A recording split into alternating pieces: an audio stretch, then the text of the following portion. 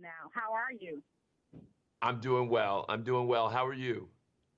I am doing good. First of all, I have to congratulate you on your Emmy nomination for Ozy's Black Women on the Conversation Motherhood Show. You know what? Thank you so much. We are so blessed.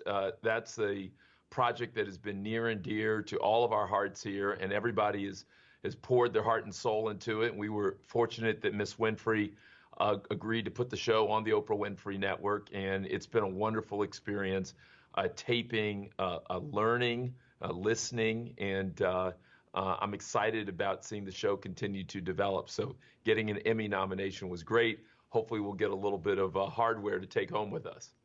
Absolutely. And another thing about that is also one of those shows that sparks conversations.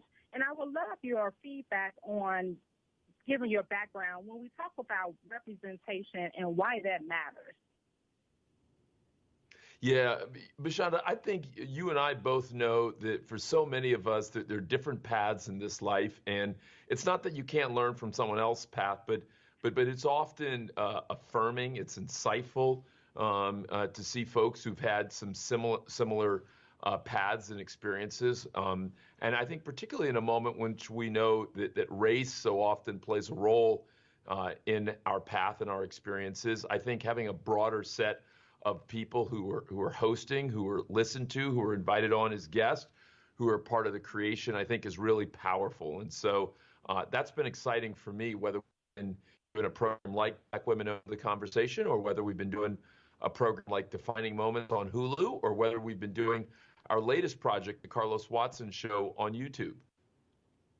And the way I understand it is that is actually one of the reasons why OZY came about, because as a CNN correspondent in your background in journalism, you were so disillusioned with seeing the same stories just regurgitated on all the platforms. We needed something different. We have to, and Bashanda, I think we have to believe that there's a better world out there, there's a different world out there, and I want to be a part of telling those stories of rising stars and new trends and big ideas that may not be household names yet, or may not be on the tip of everyone's tongue, but that could be and that should be. And so if we can be the kinds of folks who tell those stories and lift them up, who can tell you about a young Trevor Noah before he's the host of The Daily Show, or a young bartender before she's AOC, or a young kid from California before he's the Yankees' new star, I think that's exciting. I think it's valuable, and I hope it continues to give people both insight and maybe even inspiration.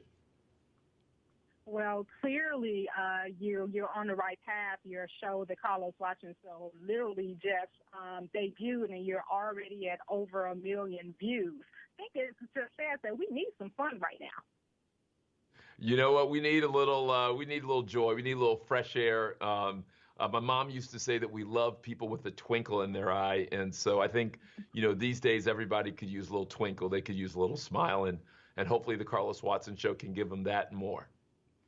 Absolutely. So far, I know you had guests including Andrew Yang, Terry Crews. Can you tell me who fans can expect to see, and tell me a little bit about the show? So the show's a half-hour show, Monday through Friday, youtube.com/OZY, OZY, and you'll just see different guests. And it's longer form, so it's not the kind of 2 to 3 minute thing, Bashanda, that a lot of times are the quick interviews, but it's actually a chance to know people, understand where they came from, what they're thinking about the issues of the day. And we're going to hear from more people. So you've got Beyonce's mom coming up on the show. You've got Gabrielle Union coming our way. Hopefully we'll have our man Mark Cuban coming down the pike. And so lots of good people who we can learn from and enjoy. One thing that you're noted for, again, I'm going to reference your CNN background as we talk about the things that the people who you have coming up interviewing, is your different take on your interview style and getting people, celebrities mainly, who are kind of private, if you will, but you have that knack in getting them to open up. Can you talk to me a little bit about that interview style? One of the things that I try and do, Bashanda, and I hope it doesn't sound pretentious, but I think if I can make it a conversation, I think who doesn't want to have a good conversation? Whether you're at a coffee shop, at a barbecue, at church, on a flight, meeting someone and falling into a good conversation is one of life's treats. And, that's part of what I try and do. And I want to be open. I don't want to be overly scripted. I want to listen and be in the moment. And if I can do that and make sure the person on the other end is having a good time, then maybe the viewer and the listener will think there's something different and special too. Absolutely.